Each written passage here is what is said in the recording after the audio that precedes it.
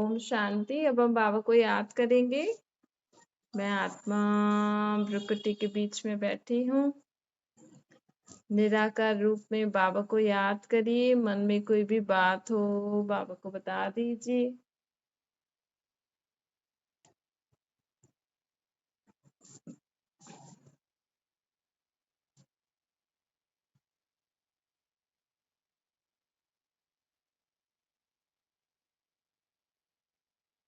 अब संकल्प करिए, मैं आत्मा निराकार बाप की संतान सदा तेरा तेरा कहने वाली आत्मा हूँ। मैं आत्मा सदा तेरा तेरा कहने वाली आत्मा हूँ।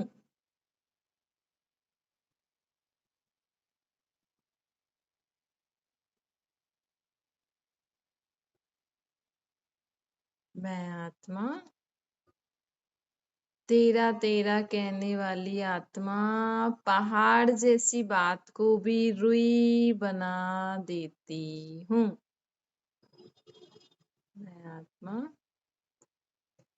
तेरा तेरा कहकर पहाड़ जैसी बात को भी रुई बना देती हूँ। अर्थात बड़ी बात को छोटा बना देती हूँ। बाबा ये सब कुछ आपका है, आपको ही संभालना है, आपको ही मेरे से करवाना है। ऐसा तेरा तेरा कहकर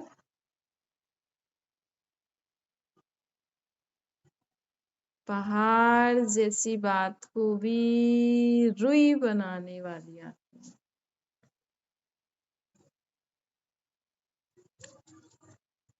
मैं कभी भी मेरा मेरा नहीं करती हूँ। मैं कभी भी मेरा मेरा नहीं करती हूँ।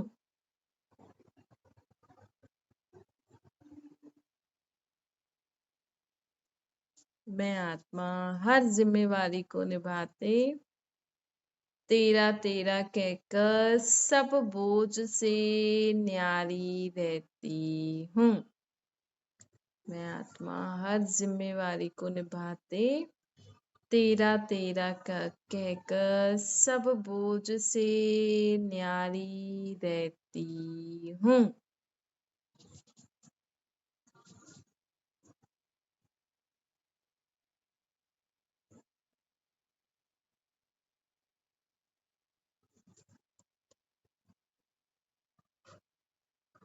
मैं आत्मा कभी भी घबराती नहीं हूँ।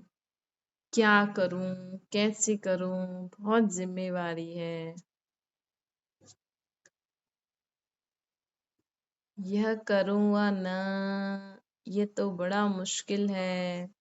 ऐसे शब्द ऐसी महसूसता नहीं करती हूँ, क्योंकि मैं सब कुछ बाबा का समझ के बाबा के साथ करती हूँ, इसलिए कभी भी घबराती नहीं हूँ। घबराती नहीं हूँ, क्या करूं, बहुत जिम्मेवारी है। ऐसा कभी भी अनुभव नहीं करती हूँ। सब कुछ बाबा का समझ के बाबा के साथ करती हूँ। बाबा के साथ सब करके हर कार्य में मनोरंजन अनुभव करती हूँ। कभी भी किसी बात में बोझ नहीं अनुभव करती हूँ। हर कार्य करते मनोरंजन अनुभव करती हूँ। मैं ऐसा कभी नहीं कहती कि ये बड़ा मुश्किल है, मेरे से तो नहीं हो रहा है।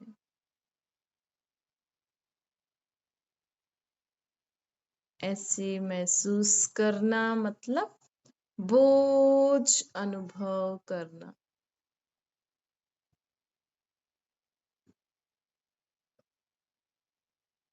मैं आत्मा कभी भी ऐसे अनुभव नहीं करती, यह महसूसता कभी नहीं करती हूँ कि ये बहुत बड़ा काम है।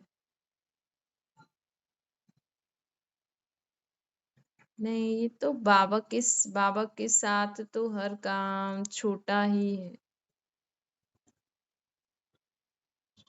कोई भी जिम्मेवारी के क्रम में हलचल में नहीं आती हूँ। कोई भी जिम्मेवारी का कर्म करते हुए हलचल में नहीं आती हूँ।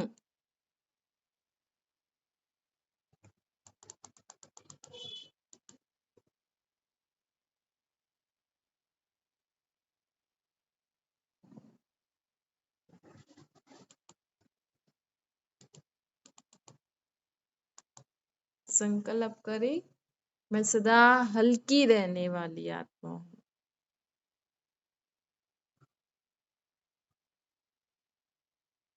मैं सदा हल्की रहने वाली आत्मा हूँ।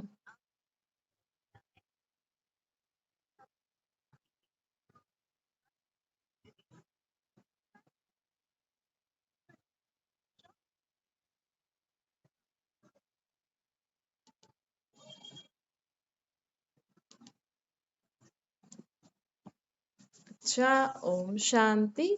अब मुरली सुनते हैं। आज मीठे मीठे शिव बाबा ब्रह्मा के तन द्वारा कहते हैं, मीठे मीठे बच्चे।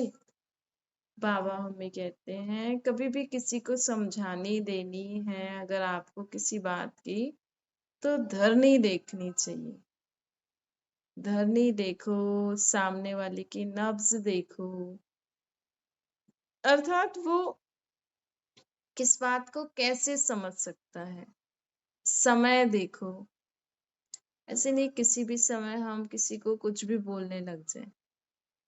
समय देखो, धरनी, और हर एक जहां पे भी हम किसी को भी हम ज्ञान देते हैं तो उस जगह को भी देखना चाहिए। नहीं, और उस व्यक्ति भी कैसे समझेगा। भाई अगर हम हर एक को डांट के समझाने, मार के समझाने, जो कलयुग की रीति रस्म है वैसे समझाने की कोशिश करेंगे तो आजकल के बच्चे सुनने को तैयार होते हैं। आप उनको डांटोगे वो आपको 10 सुना देंगे। मारना तो बहुत दूर की बात है। इसलिए बाबा कहते हैं कि हर कार्य करते समय धरनी देखो, नब्ज देखो, समय देखो। सब तभी हम किसी को भी को जो भी समझाने देंगे उसमें सफलता प्राप्त करेंगे। जीवन में सफलता प्राप्त करने के लिए हमें हमेशा ये चीजों पे ध्यान देना चाहिए। नहीं तो क्या होता है, हमारा बोलना वेस्ट हो जाता है। बोल बोल के लोगों का सर दर्द हो जाता है। फिर जो लोग चिल्लाते हैं ना, उनका तो कुछ नहीं, लेकिन घर का माहौल खराब होता है ना। आज आप किसी को चिल्ला के समझाओ सिखाओ तो मानते हैं, तो चिल्लाना तो वेस्ट है आजकल। तो जोर से बोलना, टेंशन लेना वेस्ट है। इससे अच्छा तो आप शुभ भावना, शुभकामना रखो कि सब ठीक हो जाएगा। तो और बाबा हमें कहते हैं आज कि हमेशा सोचो ये मेरा नहीं, तेरा है। तेरा तेरा कहने से क्या होता है, हम किसी भी काम का हमारे ऊपर बोझ नहीं होता है। लोग सोचते हैं ना, मुझे ही सब करना है, मेरा ही सब काम है, मैं ही कर सकता हूँ, ऐसा बोलते हैं ना। तो मुझे ही सब करना है, मेरा ही सब काम है, मैं ही कर सकता हूँ, मेरी ही जिम्मेवारी है। ऐसा ऐसा नहीं बोलना है। ये सब जब हम कहते हैं ये सब कुछ तेरा, तो हमें हर कार्य करने से पहले ये ध्यान रखना चाहिए कि ये सब बाबा का है, बाबा ही मुझसे करा रहे हैं, बाबा को ही मुझसे कराना है। कहते हैं ना, तन मन धन सब तेरा। तेरा मतलब उनका है तो उनकी मत पे चलना है ना, उनका ही समझ के करना है, उनके साथ ही करना है। तो क्या होगा जब हम बाबा का समझ के हर कार्य करते हैं ना, तो पहाड़ जैसी बात भी रुई बन जाती है। पहाड़ जैसी बात भी रुई बन जाती है और हम बहुत हल्के हो जाते हैं। और देखो, आप अकेले काम करो और आपके साथ कोई साथ में है, एक दिन आप अकेले काम करो, दूसरे दिन आपके साथ में कोई है, तो आपको हल्कापन लगता है। तो ऐसे ही हमें हमेशा ये याद रखना चाहिए कि हम अकेले नहीं है। भले आप घर में अकेले काम करते हो सारा, लेकिन आप सोचो मैं अकेली नहीं कर रही, मेरे साथ बाबा है। रोज काम शुरू करने से पहले या रात को ही बाबा को बोल दो, बाबा ये करना है। कभी कभी किसी काम में हमें घबराहट होती है, हमें टेंशन होती है, हम सोचते हैं क्या करूं, करूं कि नहीं करूं, कैसे करूं, बड़ा मुश्किल है, ऐसे बोझ जैसा अनुभव होता है ना। तो ऐसे समय पर हमें क्यों होता है? क्योंकि हम सोचते हैं मुझे ही सब करना है, मैं ही सब कर सकती हूँ। नहीं, और हम बाबा को एक बार भी बुला के देखो। आप एक बार भी बुला के देखो। कभी कभी आप कुछ करते हो, आपको समझ में नहीं आता, अरे ये क्या हो गया, कुछ कुछ हो जाती है ना गड़बड़ी एकदम से। पहले ही हम बाबा को याद करके करेंगे, तो अगर होने वाला भी होगा तो बाबा उस बड़े को छोटा बना देंगे। चलो ठीक है, पहले नहीं किया फिर बाद में किया, तो वे बाबा उस प्रभाव को ज्यादा नहीं होने देते, उसे हल्का कर देते हैं। तो बाबा कहते हैं कि बाबा का कहाँ काम ही है, जब सर्वशक्तिवान हमारे साथ है तो काम तो छोटा होना ही है, बड़ी बात तो छोटी होनी ही है। लेकिन इसके लिए ना निश्चय चाहिए। अगर हमारा निश्चय नहीं होगा ना, तो हम नहीं कर सकते। फिर हम कितना भी बाबा बाबा करते रहें, बाबा को याद करते रहें, लेकिन मन में रहेगा पता नहीं बाबा करेंगे नहीं करेंगे, पता नहीं कैसे करेंगे, क्या करेंगे। क्या पे ना निश्चय की बात होती। अब जैसे आपके बच्चों के ऊपर आपको निश्चय होता है कि नहीं, मेरा बेटा मेरी मदद जरूर करेगा, मेरा पति मेरी मदद जरूर करेंगे, मेरा पति कभी मेरी साथ नहीं छोड़ेगा, मेरा बेटा नहीं छोड़ेगा। किसी किसी का होता है। नहीं, आजकल के पति पत्नी तो बहुत ही ऊपर ऊपर के होते हैं, काम निकले और बस हो गया। नहीं, कई कई होते भी हैं, लेकिन पहले के जो संस्कार होते थे बच्चों में, पहले एक तो वायुमंडल अलग था ना। आजकल तो देखो शुरू से ही बच्चों को इतने भक्ति में, इतने धार्मिक बनाते ही नहीं है, ना ही बच्चे बनते हैं। शुरू से मोबाइल टीवी, तो और फैमिली भी डरती है कि कहीं हमारे बच्चे ज्यादा धार्मिक ना बन जाए। कई कई माँ बाप होते हैं, क्योंकि दुनिया में देखते हैं ना कि आजकल के बच्चे जल्दी संन्यास ले लेते हैं। आजकल के बच्चों में जल्दी वैराग्य आ जाता है, कभी कभी, कोई कोई में, क्योंकि वो भी पिछले जन्म के संस्कार होते हैं। ऐसे बहुत रेयर होता है कभी कभी, लेकिन पिछले जन्मों के संस्कार भी होते हैं जो जिनके कारण वो जल्दी ही ये दुनिया से मोह उनका उठ जाता है। तो माँ बाप देखते हैं तो उनको डर रहता है कहीं हमारे बच्चे भी ऐसे ना बन जाए।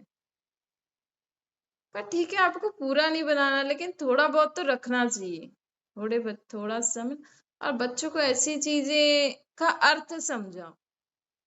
भाई कृष्ण ने चोरी करने का मतलब क्या है, ये जो माखन चोरी करता है, डन कपड़े आदि चुराते हैं, राम ने वनवास लिया, ये सब इनका यथार्थ अर्थ समझाना चाहिए। ऐसे नहीं आ भाई बच्चों को सीरियल दिखा दिया और देखो उसने ऐसे किया, नहीं। हमें बच्चों को ऐसे सीरियल नहीं दिखाने चाहिए, लेकिन उनको ऐसा अर्थ बताना चाहिए। क्योंकि अगर बचपन में ऐसी चीजें बच्चे देख लेते हैं जैसे सिख लोगों का, तो कितना हिंसक है ना।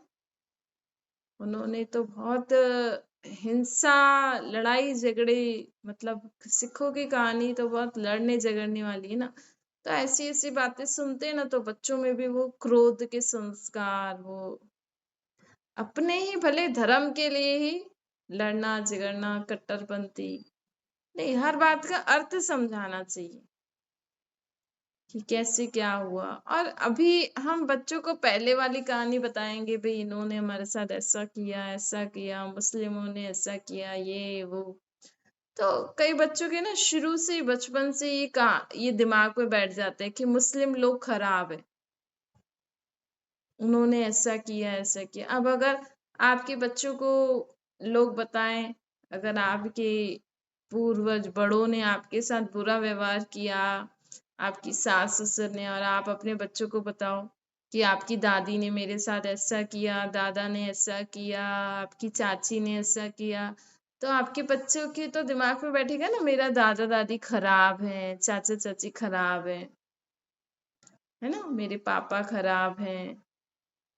ऐसे जो दुनिया में ऐसे बताते हैं ना, हाँ हिस्ट्री ठीक है, नॉलेज, लेकिन बच्चों के तो दिमाग में बैठ जाता है ना कि ये पाकिस्तानी बहुत खराब हैं, ये मुस्लिम लोग बहुत खराब हैं। जबकि आपके देश में ही मुस्लिम लोग रह रहे हैं, तो आप हिस्ट्री ज्योग्राफी में ऐसे पढ़ाओगे तो दुनिया में फिर लोग मुस्लिमों से नफरत करेंगे। फिर एक ही दुनिया में, अब एक ही घर में आप बोलो ये दादा दादी खराब है, ये वो, तो उस घर में कैसे रहेंगे बताओ दुनिया में लोग? नहीं, एक घर में कैसे रहेंगे लोग? कि बच्चा तो उसी माहौल में ही पलेगा, हाँ ये खराब, ये खराब, ये खराब। क्योंकि पढ़ाई में भी ऐसे ही सिखाते हैं, ये इन्होंने ये किया, इन्होंने ये किया, इन्होंने लड़के हमसे ये लिया, इनके लड़के ऐसे लिया।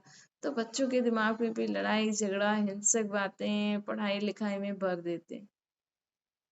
हम्म, तो इसीलिए फिर बच्चों में भी ऐसी भावना आ जाती है, थोड़े भी बड़े हो जाते हैं तो हिंदू मुस्लिम लड़ने लग जाते हैं बच्चे। फिर कुछ ऐसी पढ़ाई लिखाई में हो जाते हैं, पढ़े लिखे होते हैं, तो फिर वो तो समझदार होते हैं, तो बोलते हैं हाँ मुस्लिमों ने हमारे साथ ऐसा किया, हिंदुओं ने ऐसा किया, मारो इनको। तो एक ही बात, एक बार लड़ाई हो गई, इसका मतलब ये थोड़ी कि हम दिमाग में ही रख के बैठ जाएं कि ये लड़ने वाले। और सोचो, एक मुस्लिम ने ऐसा किया, चलो पहले जो थे उन्होंने जो भी किया, पर इसका मतलब ये थोड़ी कि सारे मुस्लिम ही खराब है, सारे सिख ही खराब है, सारे जो भी लोग जहां भी एरिया का होगा कि ये लोग खराब है। तो दिमाग में तो बैठ जाता है ना कि ये खराब है, तो लोग उसी दृष्टि वृत्ति से देखते हैं, तो तभी तो दुनिया में इतना दुख परेशानी। आज दुनिया में लोग अभी अभी खुश हैं, अभी अभी सब मिलजुल के रह रहे हैं, अभी अभी किसी ने कुछ बोल दिया, अरे तुम मुस्लिम लोग तो ऐसे हो ऐसे हो, वहां पे एक चिंगारी हुई, पूरी देश में लड़ाई झगड़ा शुरू। तो हम ऐसी शिक्षाएं दे ही क्यों? और वैसे भी पढ़ाई में तो हमें अच्छी अच्छी चीजें सिखानी चाहिए ना। अब जो हो गया सो हो गया, उसका क्या कहानी बना के हम लिखे कि हमने ऐसे आजादी पाई, ये वो, अभी आजाद हो गए ना, बस हो गए तो हो गए।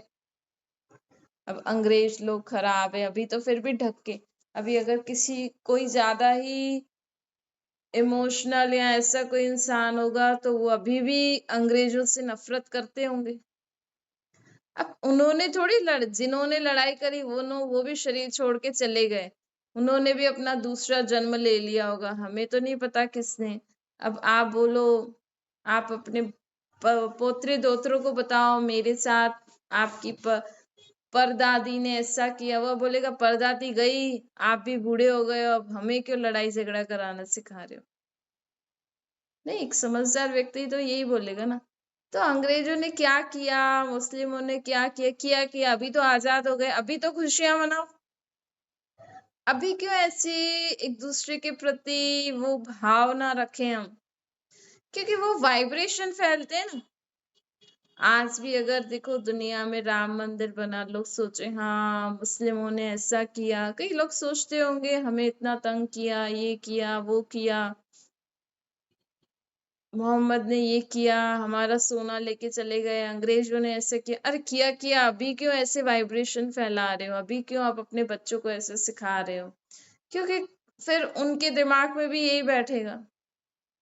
तो पीढ़ी बार पीढ़ी हम अपने बच्चों को, अपनी जनरेशन को यही दिमाग में बिठा रहे हैं कि अंग्रेज लोग खराब हैं, मुस्लिम लोग खराब हैं, ये लोग खराब हैं, ये लोग खराब है। जैसे घर में कोई माँ होगी जो बोलेंगी चाची खराब है, ये आपकी दादी खराब है, ये खराब है, इनसे बात नहीं करो, ये खराब है, इधर नहीं जा। बच्चा बोलेगा मैं जाऊं कहाँ? मम्मी के पास बैठू तो मम्मी भी फोन पे या इधर उधर की बातें करे तो बच्चा भी परेशान। अगर सभी खराब है तो फिर आप अंग्रेजों की चीजों को इतना अहमियत क्यों देते हो, इतना यूज क्यों कर रहे हो? जब आप सब कुछ भूल के उनकी अच्छी अच्छी चीजों को यूज कर रहे हो, तो ऐसी बातें भी हमें स्कूल्स कॉलेजेस में अब पढ़ानी नहीं चाहिए। भी ऐसे हमने आजादी पाई पाई पाई पाली, अब क्या करना है? वो पढ़ाई पढ़ानी चाहिए ना। अब क्या पढ़ाई पढ़नी है? हाँ, कांग्रेस ने ऐसा किया, इसने ऐसा किया, अरे किया किया, अब क्या करना है? ये पास की बातें ही पढ़ाई में भी बच्चों को ऐसे, हाँ ये आप सिखाओ कि हाँ ऐसे ऐसे इन्वेंशन करी, ऐसे ऐसे किया। थोड़ा बच्चों को प्रैक्टिकल नॉलेज दो, अच्छी अच्छी बातें जीवन में। फालतू का एक सब्जेक्ट बढ़ा देते नहीं, हिस्ट्री में भी अच्छी अच्छी चीजें बताएं बच्चों को, तो फिर भी अच्छी बात है। पर वही पुरानी बातें हमें ही सुनने में अच्छी नहीं लगती हैं, तो बच्चे भी सुन के क्या करेंगे? वो भी सोचेंगे अब तो फॉरेन से इतनी सारी चीजें आती हैं। फालतू में टाइम वेस्ट है ना, time waste, subject waste, energy waste. बच्चों को भी फिर टेंशन होती है, अरे ये सब्जेक्ट ही खराब, ये खराब। किसी किसी को अच्छा लगता है सुनने में, किसी किसी को लगता है। पर जो लोग सुनते हैं, ध्यान से अच्छे से सुनते हैं, तो उनके मन में वो वैर भाव आ जाता है कि अच्छा मेरे देश को उन्होंने ऐसा किया, ऐसा किया, मैं अब अंग्रेजों को नहीं छोड़ूंगा, मैं अब मुस्लिमों को नहीं छोड़ूंगा। तो उनके स्कूल में कोई मुस्लिम है, आस पड़ोस में कोई मुस्लिम है, तो उससे लड़ाई झगड़ा करने लग जाएंगे। अब उन्होंने थोड़ी किया, जिन्होंने किया वो तो चले गए, आपको भी आजादी मिल गई। मोहम्मद गजनबी ने ऊंट भर भर के सोना ले गए, भारत से ले गए, उन्होंने अपना देश बना दिया है। तो उनसे क्या मतलब? वहां पे तो अब अपने अच्छे रिलेशन भी हैं। तो ऐसी बातें हम बच्चों को सिखाएं क्यों, जिससे बच्चों के मन में वो हिंसक भावना है? पढ़ाई एक नॉलेज की रीति से पढ़ाना चाहिए ना। नहीं इतने फिर एग्जाम्स लेंगे, मार्क्स। हाँ, आप ये फिर भी कर सकते हो कि हाँ हम बच्चों को पढ़ा रहे हैं या उनको, चलो लर्निंग कैपेसिटी अच्छी हो, उनको लिखना आए, तो आप कोई एक टॉपिक पे उनको लिखना सिखा दो कि ऐसे ऐसे करते हैं, ऐसे ऐसे ऐसे लिखते हैं, ऐसे ऐसे लेटर लिखते हैं। पर इसके इतने मार्क्स, इसके इतने मार्क्स, ये इंटेलिजेंट है, ये नहीं है। अरे हर एक अलग अलग चीज में इंटेलिजेंट होता है, जरूरी थोड़ी कोई पढ़ाई में इंटेलिजेंट हो। ऐसे भेदभाव नहीं करना चाहिए। हमें बच्चों की को जीना सिखाना है। एक स्कूल में या एक माँ बाप को बच्चों को जीना सिखाना होता है। अब एट लास्ट तो बच्चों को एक अर्निंग करने का ही मतलब लक्ष्य सिखाना है ना। ये पढ़े लिखे के भी लोग क्या करते हैं? आखिर तो उनको कमाना ही काम में आएगा। हाँ, नॉलेज बढ़ती है, वो तो देखो बच्चा इधर उधर जाएगा, देखेगा, उसमें भी उसकी नॉलेज बढ़ती जाती है। नहीं, लेकिन ये पढ़ाई की ये डिग्री, ये सब तो जॉब के लिए ही काम में आती है ना। बाकी नॉलेज तो बच्चे जितना घूमेंगे, देखेंगे और प्रैक्टिकल में हर चीज को कार्य में लगाएंगे, यूज करेंगे, अनुभव करेंगे, तो वो बच्चा ज्यादा नॉलेजफुल होता है, बजाय किताब को रट के और मार्क्स लेके आने वाला। तो प्रैक्टिकल नॉलेज हमें बच्चों को देनी चाहिए, अभी प्रेजेंट के हिसाब से।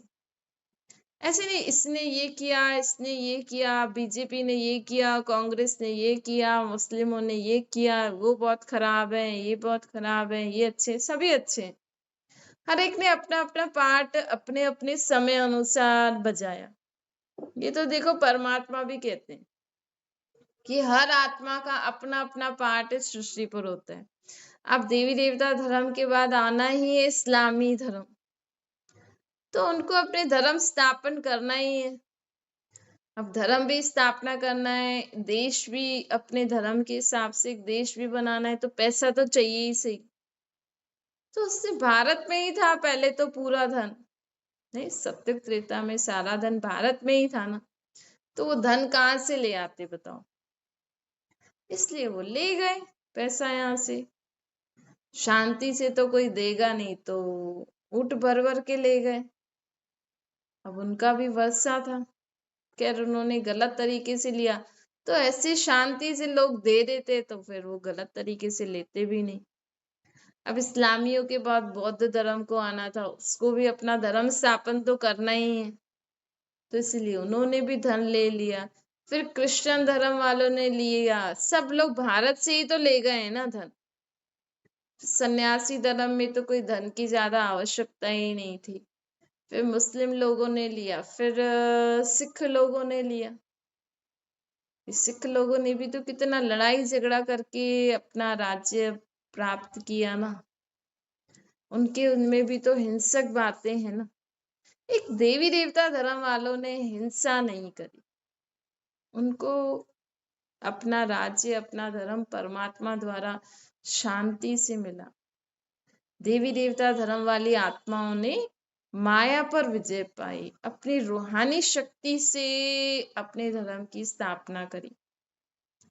नहीं वो क्योंकि परमात्मा का स्थापन किया हुआ धर्म है ना, तो इस धर्म को स्थापना के समय कोई भी हिंसा नहीं हुई। मतलब हम देवी देवता धर्म में उच्च पद पाने के लिए, देवी देवता धर्म में जाने के लिए, स्वर्ग में जाने के लिए हम कोई लड़ाई झगड़ा थोड़ी कर रहे हैं। अपनी दुनिया की स्थापना के लिए हम लड़ाई झगड़ा थोड़ी कर रहे हैं। तो ऐसे देखो मुस्लिम धर्म ने अपना राज्य करने के लिए कितने लड़ाई झगड़ा जीत पाई राजा के ऊपर। ऐसे इस्लामी धर्म वाले सोना ले गए भारत से, क्रिश्चियन धर्म वालों ने लड़ाई करी, दूसरों के ऊपर कब्जा करने का किया। लेकिन हम देवी देवता धर्म की अभी जो स्थापना हो रही है, हम किसी से हिंसा थोड़ी कर रहे हैं कि आप जाओ अब हमारा राज्य आने वाला है, हम थोड़ी किसी को मार रहे हैं, क्योंकि वो है ही डबल अहिंसक। हमारे धर्म में कोई प्रकार की हिंसा नहीं होती है ना। अगर हमें तो बाबा ने बोल दिया, सर्वशक्तिमान ने बोल दिया अब इस सृष्टि पर स्वर्ग आने वाला है, लक्ष्मी नारायण का राज्य आने वाला है। अगर लक्ष्मी नारायण चाहे तो बोले अरे मेरे को भगवान बोल रहा है मेरा राज्य आने वाला है, अब तुम जाओ यहाँ से। और मेरे राज्य के समय चलो पहले तो होगा कि उनको अपने राज्य से निकाल देते हैं, उनके राज्य पे जीत प्राप्त करके उनको बंदी बना लेते हैं। लेकिन यहाँ तो हमारा राज्य आने वाला है, तो इतनी सारी आत्माएं भी नहीं होंगी, वो सब ऊपर होंगी, पॉपुलेशन ही कम हो जाएगी। नहीं लेकिन हमारा राज्य स्थापन कौन करा रहे हैं? स्वयं सर्वशक्तिवान बाबा। और इस सृष्टि की सफाई कौन करेगी? प्रकृति सफाई करेगी। हमें सिर्फ क्या करना है? बस बाबा को याद करना है। बस बाबा को याद करते रहो, हर कर्म करते रहो, और हमारा राज्य स्थापन होता जाएगा। कितनी सहज रीति हमारा राज्य स्थापन हो रहा है। हमारे पास कोई हथियार है? कोई भी नहीं है। हमारे पास सिर्फ परमात्मा की याद की शक्ति है, जिससे हम आत्माएं पूरे विश्व पर राज्य प्राप्त कर रहे हैं। बाहुबल से नहीं, रूहानी शक्ति से। हम इस समय जितना हम बाबा को याद करेंगे, तो जितना जितना हम विकार बुराइयों पे विजय प्राप्त कर लेंगे, और बाबा की शक्ति से इस पूरे विश्व को भी विकार बुराइयों से मुक्त करते जाएंगे, उतना हमें वहां पे राज्य भाग्य प्राप्त होगा। तो कितना सहज रीति हम अपना राज्य प्राप्त कर रहे हैं ना। बाकी सारे धर्मों वालों ने हिंसा से अपना राज्य प्राप्त किया, तो वो चलो किया किया, अब हमें पास्ट की बातें पढ़ाई कराने से क्या मतलब। इससे अच्छा तो स्कूलों में अब फ्यूचर की बातें जो हमें बाबा पढ़ा रहे हैं वो पढ़ानी चाहिए ना। नहीं, बाबा कहते हैं ये पढ़ाई पढ़ानी चाहिए बच्चों को कि कैसे अब नर्क से स्वर्ग आने वाला है और कैसे परमात्मा इस स्वर्ग की स्थापना करा रहे हैं। अच्छा, मीठे मीठे से खिलते बच्चों प्रति माता पिता बाप दादा का याद प्यार और गुड मॉर्निंग। रूहानी बाप की हम सभी रूहानी बच्चों को नमस्ते। हमारी भी रूहानी माता पिता बाप दादा को याद प्यार गुड मॉर्निंग और नमस्ते। वरदान है धरनी नब्ज और समय को देख सत्य ज्ञान को प्रत्यक्ष करने वाले नॉलेजफुल बनो। बाप का ये नया ज्ञान सत्य ज्ञान है। नए ज्ञान से नई दुनिया स्थापना होती है ना। ये अथॉरिटी और नशा स्वरूप में इमर्ज होना चाहिए कि अभी हम बाबा के साथ क्या कर रहे हैं, नई दुनिया बना रहे हैं। हमेशा याद रहना चाहिए कि हमें आज सारा दिन ये तो करना, वो तो स्थूल काम तो करना ही है सारा दिन जो भी आपका काम है, लेकिन अंदर सूक्ष्म में हम बाबा को याद करके नई दुनिया बना रहे हैं। नहीं, अगर हम यही याद रखें तो कितनी अच्छी बात है ना। इमर्ज होना चाहिए तभी हमें वो नशा आएगा। बाबा कहते हैं नशा स्वरूप में इमर्ज हो, लेकिन इसका अर्थ ये नहीं कि आते ही हम किसी को नए ज्ञान की नई नई बातें सुनाते रहे। पहले बाबा हमेशा क्या कहते हैं, आत्मा परमात्मा का ज्ञान दो, है ना। फिर जब उनको आत्मा परमात्मा का ज्ञान आए फिर लक्ष्मी नारायण का दो। फिर उनको और जो भी ज्ञान है कि उनको देखो देखो हम आत्माएं हैं, परमात्मा की संतान। परमात्मा तो सदा ही ऊपर रहते हैं परम धाम में। हम आत्माएं तो सत्युग त्रेता द्वापर कलयुग 4 युगों में पाठ बजाते बजाते अब तमो प्रधान बन गई हैं। अब हमें फिर से परमात्मा को याद करके वही दैवी गुण संपन्न बनना है, फिर से हमें सत्युग में पाठ बजाना है। देखो, आत्मा का ज्ञान, परमात्मा का ज्ञान, परम धाम का ज्ञान, सृष्टि चक्र का ज्ञान हो गया, पूरा हो गया ना। किसी को भी कोई बोले हाँ मुझे ये दुख है, ये है ऐसे, उनको समझाओ कि देखो भाई अपन तो आत्माएं हैं, हम तो परम धाम में रहने वाली, हमारा बाप परमात्मा है ना। परमात्मा का नाम सुनते ही सब चुप हो जाते। आप कृष्ण राम सीता जो बोलो, लेकिन परमात्मा का नाम सुनते ही सब चुप हो जाएंगे कि हाँ हम तो परमात्मा की संतान है। देखो, परमात्मा तो ऊपर ही बैठे रहते हैं, वो तो कभी पतित बनते नहीं है, वो तो कभी दुखी होते ही नहीं है। हम आत्मा ऐसे चक्कर काट के आई हैं तो हम इसलिए दुखी हो गई हैं। हमने द्वापर युग से विकारों के वश कर्म किए हैं।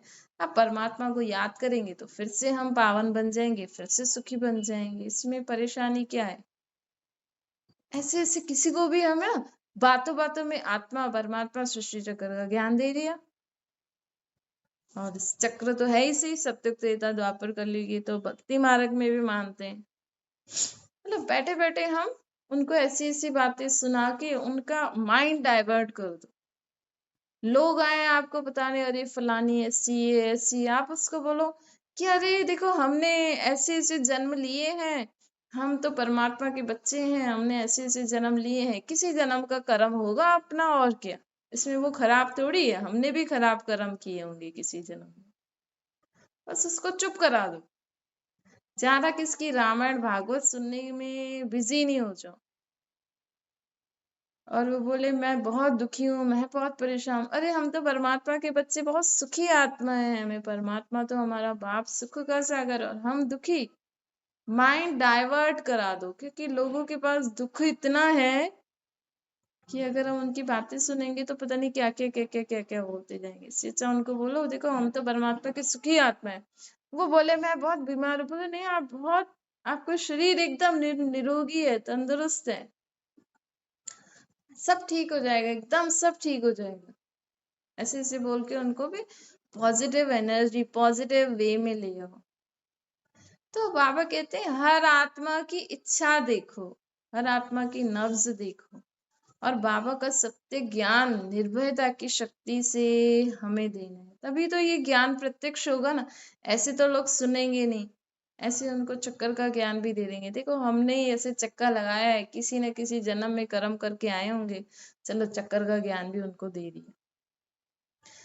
स्लोगन है, मेरा कहना माना छोटी बात को बड़ा बनाना, तेरा कहना माना पहाड़ जैसी बात को भी रुई बनाना। मेरा मेरा कहते हैं तो हम छोटी बात को भी बड़ा बना देते हैं। अरे मुझे ऐसा बोला, मुझे ये करना है, नहीं, ये सब बाबा का है, बाबा ही मुझसे करा रहे हैं, सब कुछ बाबा का ही है। कोई भी बात हो, अरे बाबा के घर में ऐसा हो गया, बाबा के लिए ऐसा हो गया, बाबा आपके घर में आपके बच्चे के साथ ये हो गया, ऐसी बात होगी, सब बाबा बाबा कह के बड़ी बात को भी छोटा बना दो। अच्छा, ओम शांति। बाबा को याद करिए।